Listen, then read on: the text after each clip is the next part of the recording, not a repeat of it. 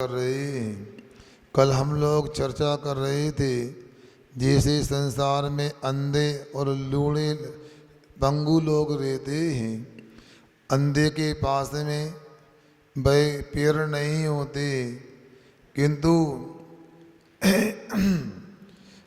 भाई अंधे के पास में भाई आँख नहीं होती और लूले के पंगु के पास में पैर नहीं होते।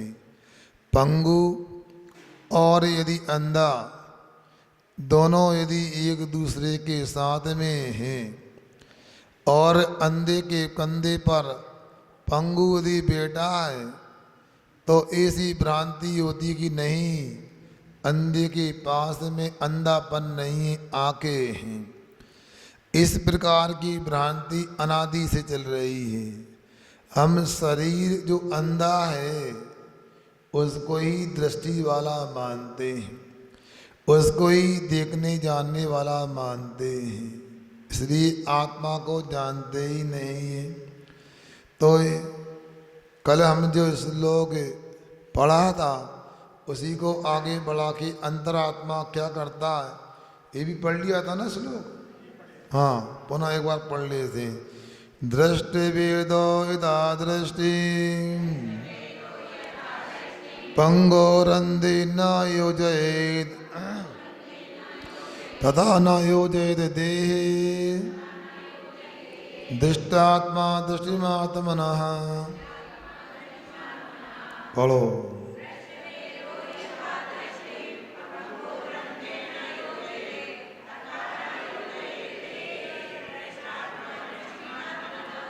वेद ज्ञान के नेत्र को ले जब अंध पंगु में भेद करे, पंगु देखता अंध पथ के यही ज्ञान को भेज भरे। ना आत्मा ज्ञान सवाल सकल जी का ज्ञान करे, खाया मेरी पुद्गल मैं इसका वेद बने।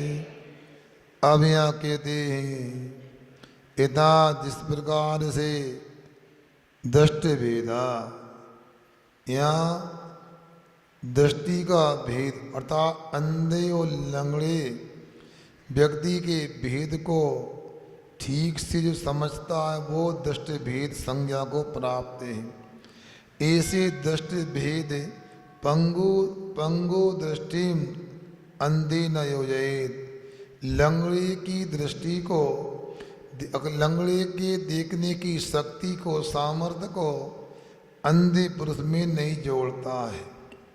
तथा उसी प्रकार दृष्ट आत्मा, देख लिया जिसने आत्मा को, अनुभव कर लिया है आत्म तत्व को, ऐसा व्यक्ति आत्मना दृष्टि, वह आत्मा की दृष्टि, जानने देखने की सामर्थ्य, चैतन्य वह निधि उसको देही न योजयेत्। शरीर में कभी लगाता नहीं है। यही तो यह पुरुषार्थ करना है, अपनी धारणा को पक्का बनाना है। एक बार में काम चलने वाला नहीं, बार बार पुरुषार्थ करना होता है। प्रातः काल लब्धि सार का स्वाध्याय चल रहा है, आज भी लब्धि सार का स्वाध्याय करके आए। किसी सम्यक दर्शन की प्रक्रिया को बता रहे हैं। भाई छायक सम्यक दृष्टि कैसे बनता है, उसकी कैसी विशुद्धि होती है, कैसे मिथ्यात्व आदि कर्मों का नाश करता है, अंत में सम्यक प्रकृति का नाश करने के लिए तैयार होता है। उसकी विशुद्धि रूपी शस्त्र के माध्यम से सम्यक प्रकृति अत्यंत वैकृष्ट कमजोर हो जाती है और अंत में जो करना था वो कर लिया, कृत भेदक हो गया और सम्यक दर्शन, छायक दर्शन नहीं हो पाया, मरण हो गया। मरने के बाद उसकी जो विशुद्धि में कमी आएगी, जैसे जैसे संश्लिष्ट परिणाम होगा तो वैसा उस संश्लिष्ट परिणाम के अनुसार अगले भव की आयु का बंद करके भय अथवा पूर्व में आयु का बंद किया उस जीव के बारे में कहा कि यदि वो उत्पन्न होने के मरण में वैकृत वेदक में यदि अंतर्मूर्त के पहले पाद में यदि मरण करेगा तो देव गति में सोधर्म आदि बनेगा, दूसरे में जाएगा देव मनुष्य बन सकता है, तीसरे में देव मनुष्य तिरंच बन सकता है, चौथे में नरक भी जा सकता है। ऐसे जीवों की वह गति से गत्यांतर की प्रक्रिया बताई है। हैरानी होती है हमारे लिए, आखिर क्या है? कहाँ तो छाएगी सम्यक दर्शन की विशुद्धि और कहाँ नरक गति। मगर क्या करें, जैसा कर्म जीव के द्वारा उपार्जित किया जाएगा उसके अनुसार ही वह उसको फल को प्राप्त करेगा। आयु बंद हो गई तो हो गई, अब कुछ भी करो। अपराध एक बार कर लिया और फैसला न्यायाधीश ने दे दिया आपको इतने वर्ष की सजा है, तो आप बाद में सुधार करो। सुधार करके सजा माफ तो नहीं होगी, सजा में भी सुधार हो जाएगा। क्या उसकी यदि मान लो 10 वर्ष की सजा सुनाई का 2 वर्ष हो जाए, माफ हो जाए कुछ भोग करके। इसी प्रकार यहाँ पर देखो अपने लिए भी ये जो बता रहे हैं आचार्य महाराज, अपनी दृष्टि को अभी भी सुधार लें। जो जानने देखने वाला आत्म तत्व है उसी को जानने देखने वाला माने। शरीर जड़ है, स्पर्श रसगंध बढ़ने वाला है, उसको स्पर्श रसगंध बढ़ने वाला मान करके काम करें तो बात बन सकती है। टीका में क्या लिखा है पढ़ते हैं। दृष्टि भेदा पंग बंध्यो प्रतिपन्न भेदा पुरुषो, मतलब पंगु और अंधे में जो भेद को समझ चुका, प्रतिपन्न भेदा, इसने उत्पन्न कर लिया भेद ऐसा पुरुष। इता पंगुर दृष्टि अंधे न योजयेत, लंगड़े की दृष्टि को अंधे में नहीं लगाता है। तथा उसी प्रकार आत्मनो दृष्टि देहिनो योजयेत, आत्मा की जानने देखने रूप चेतना को वह कभी भी शरीर में नहीं लगाता है। को सौ वह कौन है? दृष्ट आत्मना देह भेदेन प्रतिपन्न आत्मा, शरीर के भेद से जिसकी उत्पत्ति आत्मा की हो गई है, शरीर से जुदा आत्मा को उसने समझ लिया है, ये यहाँ पर कहा जाता है। अब आगे बता रहे हैं बहिरात्मा बनी बहिरंतरात्मनों का अवस्था भ्रांति का व अभ्रांति थी आए। बहिरात्मा और अंतर आत्मा की कौन सी अवस्था भ्रांति रूप है और कौन सी अवस्था अभ्रांति रूप है। इस प्रकार अगले श्लोक को हम देखते हैं, बहुत ही अच्छा विषय यहाँ पर दिया गया है।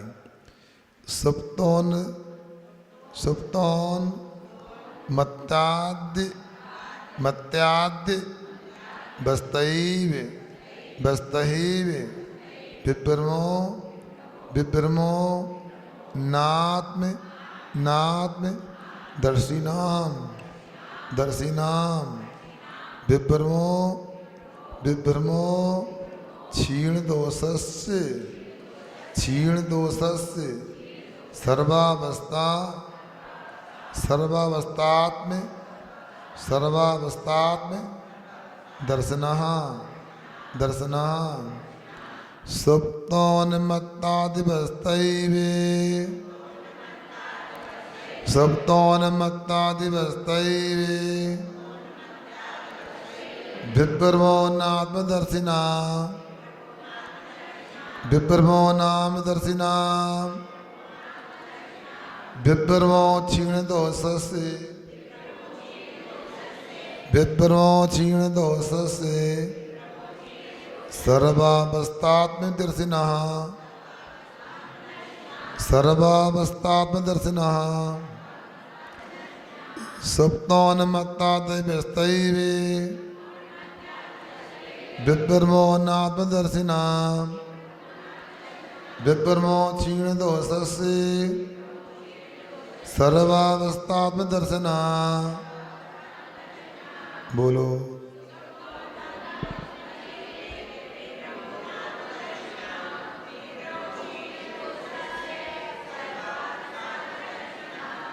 ज्यायके भावी ममे आदमे पूरक इससे अंजिरे पागल पनिया सुप्त अवस्था इनको ब्रह्म मात्र गए सदा आत्म को जान गया जो सब बातों में बिज रहे सोया जागृत पागल विद जो मोही के रूप गए। दो घड़ी लगी दिखती नहीं है हमको, चमक रही है। अब कैसे पता कब छोड़े तुमको?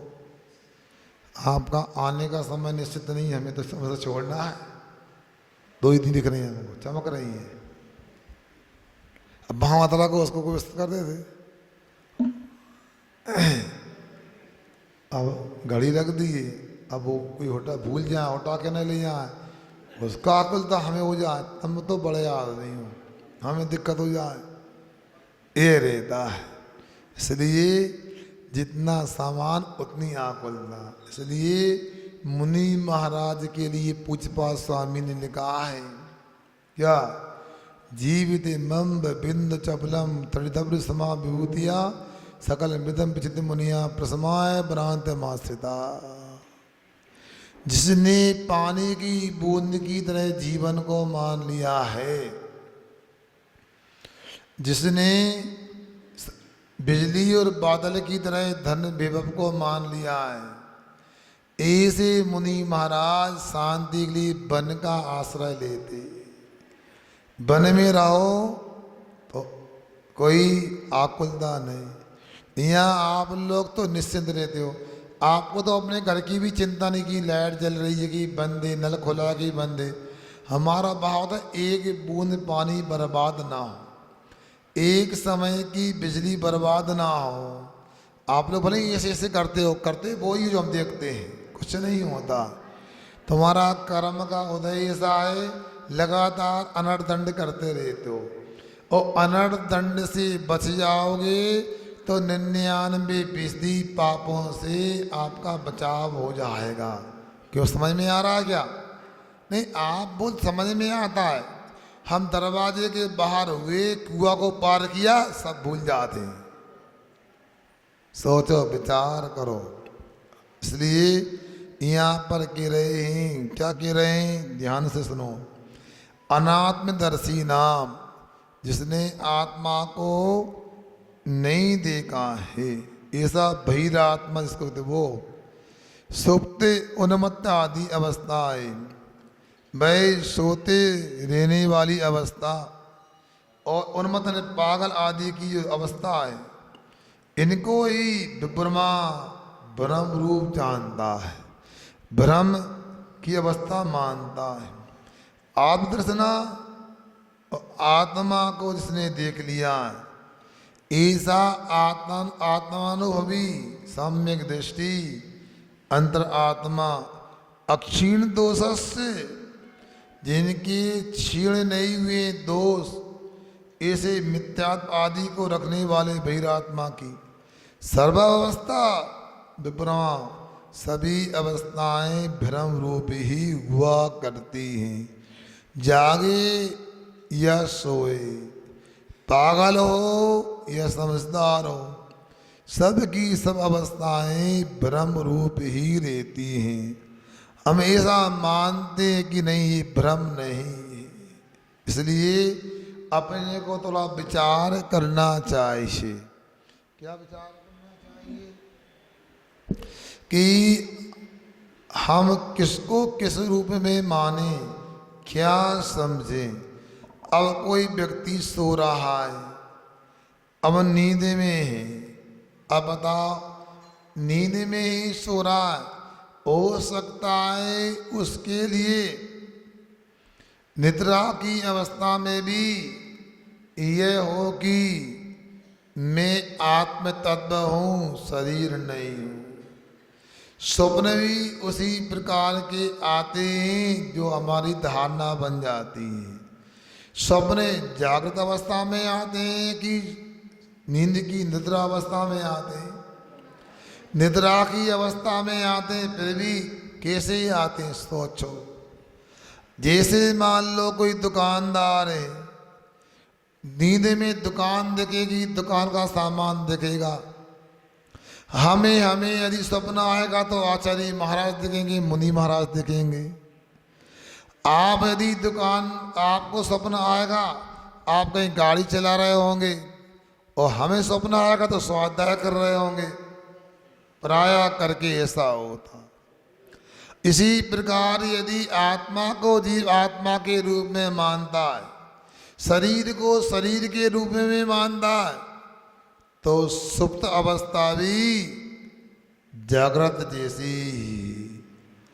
उन्मत्त अवस्था क्या होती? पागल का नाम उन्मत्त होता है। मत्त का मतलब नशीला व्यक्ति कहलाता है। मदोन्मत्त, मदोन्मत्त माने शराब से पागल हुआ है, मैं अपने स्वरूप को भूला है। उन्मत्त अपनी मानसिक विकृति का नाम होता है। आखिर दोनों ही मत हैं। अब सोचो, दोनों ही अपने स्वरूप से बाहर हैं। क्या सुन रहे हमारी बात? सुन रहे कि सो रहे? तुम लोग पागल हो कि समझदार हैं? बोलो ना, धीरे से बोल रहा, कोई सुन ना ले। बता,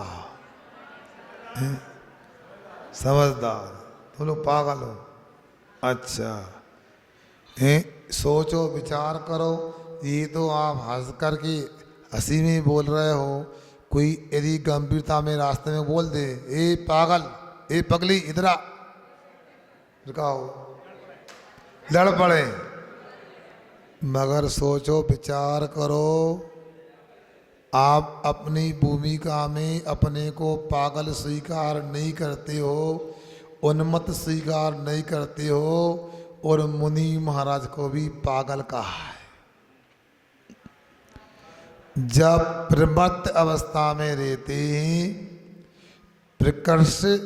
प्रकृष्टेन मत्ता प्रमत्ता, उनको कहा है प्रकर्ष मत है। क्यों? आप स्वरूप में नहीं है, नीचे उतर के आ गए। जब सप्तम अप्रमत्त व्रतगुण स्थान से नीचे आते हैं, तीर्थंकर मुनि महाराज को भी प्रमत्त व्रत संज्ञा दी गई है। देखो भैया, रिश्ता भले भाई भाई का, हिसाब होगा पाई पाएगा। पंडित जी, क्या? रिश्ता भले ही भाई भाई का, हिसाब होगा पाई पाएगा। यहाँ पर सोचो, मुनि महाराज भी सावधान नहीं हैं। हमने जैसे ही कहा पागल, ऐसे करने लगे तो समझदार, ऐसे किया क्या पागल, और स्वाद नहीं लेना, गर्त पूर्ण करना समझदार। ये मुनि महाराज की दशा चलती है। अब नीचे वालों का तो कहना ही क्या, हमेशा ही प्रमत्त गुणस्थान में। अभी आपसे कोई पूछे स्वाध्याय करने वाले से, प्रमत्त का मतलब क्या होता है? ये दीदी बताओ।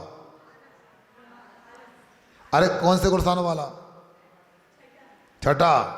बस हमें तुम्हें यही उम्मीद थी। 5 वाक्य दो और कछु लगाओ। बोली बोली आधे घंटे बाद लगना, अभी लगाओ तुम तो। छठो ही है। हाँ छठो ही है, ये भाषा अलग देश की है। हाँ छठो ही है।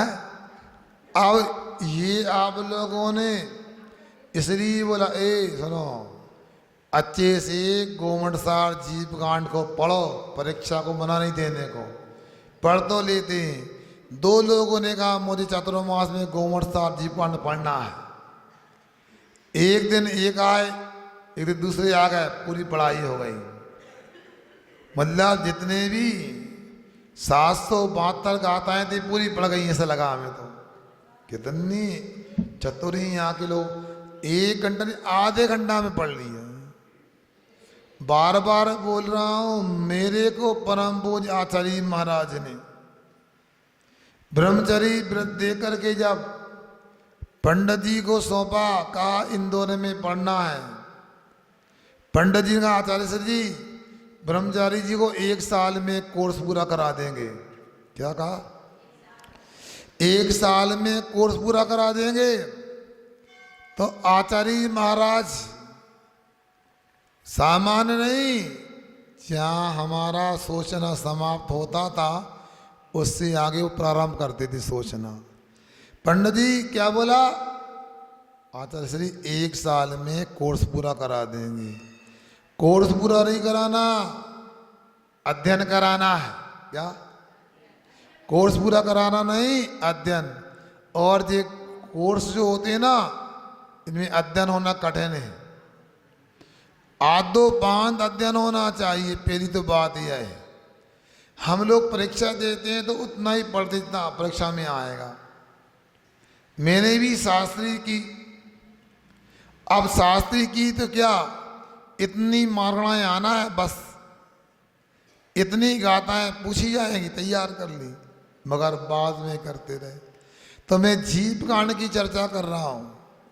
ये प्रमत्त व्रत जो शब्द आया 6ठे गुणस्थान में, ये अंत दीपक है। प्रमत्त का मतलब होता है अंत दीपक। नीचे के जितने भी गुणस्थान हैं सब प्रमत्त के हैं। पहले गुणस्थान से लेकर के 6ठे गुणस्थान तक प्रमत्त के गुणस्थान है। और जो व्रत शब्द दिया है वो आदि दीपक है। भाई 6ठे से लेकर 14वें गुणस्थान तक व्रत होंगे, मतलब पापों से दूर होंगे। ऐसा थोड़ा ध्यान से पढ़ो तो मज़ा आएगा। मगर हम लोग खाना पूर्ति सी कर लेते हैं। जैसे आप लोग चलो भैया हो आओ, दूसरे महाराज चल जाए, ये महाराज पता नहीं आंखों में कैमरा लगा के आए, सब पहचान लेते। बताओ कौन आ रहा है कौन नहीं आ रहा, बताओ पूरा हिसाब रखाते हैं। बताओ आप लोगों को सोचना चाहिए कि इस स्वाध्याय करने से ही आत्मा को सुख मिलने वाला है, आत्मा में सुख प्रकट होने वाला है। मगर हमें कि सब पूर्ति करते हैं, खाना पूर्ति करते हैं। सुना विधान होने वाला है, आप लोगों को सुना कि नहीं सुना? कब से होने वाला है? 27 तारीख से है, 8 तारीख से होने वाला। अच्छा फिर क्या करना है? महाराज ना हम तैयार थे ना कमेटी के लोग तैयार थे। वे तो महाराज के चक्कर में कर लो कि बिहार न कर जाए। फिर अब आए, अब जैसे बने वैसे करें, विधान तो करें भैया, अब क्या करें? ये दुकानदार भी पूछते ताछते नहीं है, बोली भी ले ली, बताओ अब क्या करें? अब वो दूसरी आफत भी हो गई। अब करो भैया, पैसा तो लगा ही गए। क्या सुन रहा है? हम पहले तैयार नहीं थे, फिर इन्हें सिलाए नहीं रहे, अब पैसा लगा ही गए। क्या करने? अब करो भैया। ये तुम्हारी टोन है ना बोलने की, इसमें आड़सरफ बनने के अलावा कुछ नहीं मिलने वाला। अरे ये सोचो सौभाग्य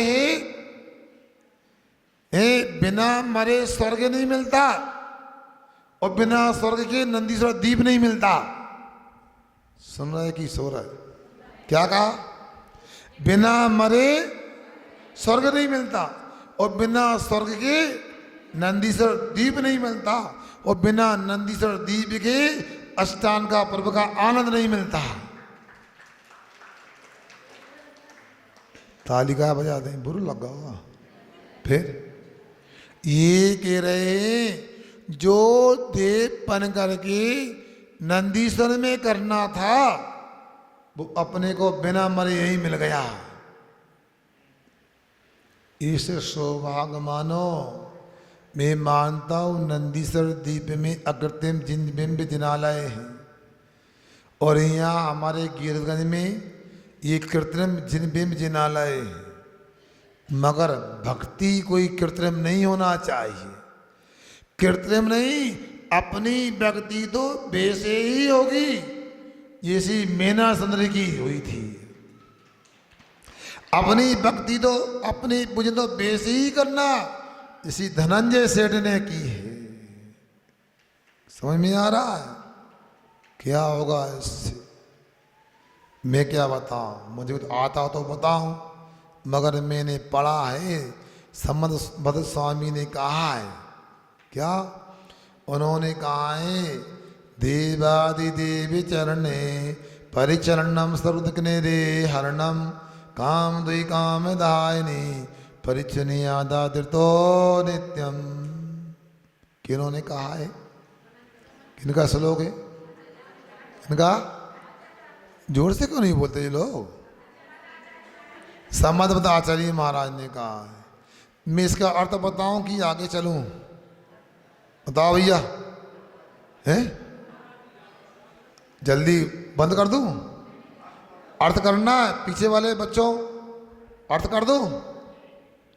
अर्थ करने के पहले मैं ये पूछता हूं, आपको विश्वास है आचार्य पे? ये सत्य बोलते कि असत्य? क्या ये सत्य बोलते हैं? पक्का बता दूं मैं? मानोगे? मानो तो बताओ। यदि ये आप मान रहे कि ये सत्य बोलते हैं, सत्य महाव्रती है, भाषा समिति के पालक हैं, मनोगुप्ती वचन गुप्ती के धारक हैं, तो इन्होंने कहा है अरहंत भगवान की देवादिदेव के चरणों की पूजन तमाम प्रकार के दुखों को सत्यानाश करने वाली। इन्होंने कहा है ये भगवान की पूजन संसार के संपूर्ण मनोकामना को पूरी करने वाली है। इन्होंने कहा है कि ये भगवान की पूजन आदर से करो, रोज करो, तो आपके विषय वासना को जलाने वाली है। ऐसी पूजन महापूजन, महापूजन में भी महान महान पूजन सिद्धों की आराधना की पूजन कहलाती है, जिसको सिद्ध चक्र महामंडल विधान कहते हैं। वो तो इन लोगों ने क्या थोड़ा मेरी बात को समय से नहीं माना। मैं आपके बीच में नाम खोलता ही नहीं कौन सा विधान हो रहा है। मेरे को ऐसा नाम बताता आपको लगता कि कोई नया विधान हो रहा है, कोई बड़ा विधान हो रहा है। बंडा में हमने ऐसा ही किया कि उसका नाम ही नहीं खोला हमने। विधान में हमारा विधान कौन सा? हमने कहा सिद्ध महाअर्चना का आयोजन किया गया है। ये सिद्ध महाअर्चना क्या होती है? अभी तो नाम लिखा, बाद में बताएं। जब विधान चालू हुआ, जो तो सिद्ध चक्र मंडल विधान है, तब तक 500 इंद्र रानी तैयार हो चुके थे। मगर आपको ऐसा नहीं करना है। अच्छा ये बता, 3-4 दिन से चर्चा हो रही है, कितने लोगों ने अपने इंद्रदानी के नाम लिखा दिए? हाथ ऊंचा करियो। एक ने, 2, 4, 5 ने, और बाकी बोलो। हम तो आज बिहार कर रहे भैया, तुम जा तुम्हारा काम जानो, जा रहे हैं हम तो सही में। इसे सोचा हमने आज ही बिहार कर दें। पंडित जी आपके हैं, बिहार करा देंगे, और सब लोग आप कर लेना। अब सबने हाथ ही ऊंचे नहीं किए, तैयार तो मतलब ठीक है। तो महाराज आप डरा रहे, देख लीजिए आर के बातें बता दें हम। तो दुकान खोली, हम कहाँ मिलें देखो, इसका सामायिक भी ना करें तुम्हारे गांव में हम आज दुबेद की। बोलो जल्दी से, नाम क्यों नहीं लिखा है? लिखा दें, जब कागज में जगह न बचे तब लिखा है क्या? ये सोचो, विचार करो। अरे दीपावली का कितना महान पर्व था, मुझे तो हैरानी हुई, एक बार नमोस्तु करे भी घर के लोग नहीं आए।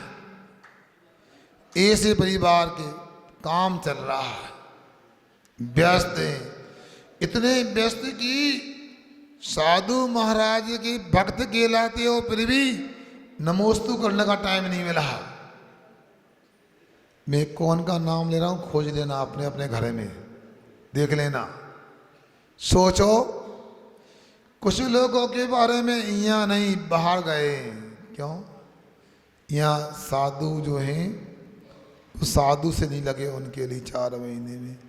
अब विधान करने का मानस बनाया है, विधान तो होगा पक्का है। आप लोगों को करना है कि नहीं करना है बताओ? कितने लोगों को करना? हाथ तुझे करना, हाथ तो ज्यादा मुझे हो जाते, नाम लिखा तो नहीं है जो कहा होते। सुन रहे ना? ईमानदारी से हाथ ऊंचे किए, अगर झूठे झूठे किए हैं, बोलो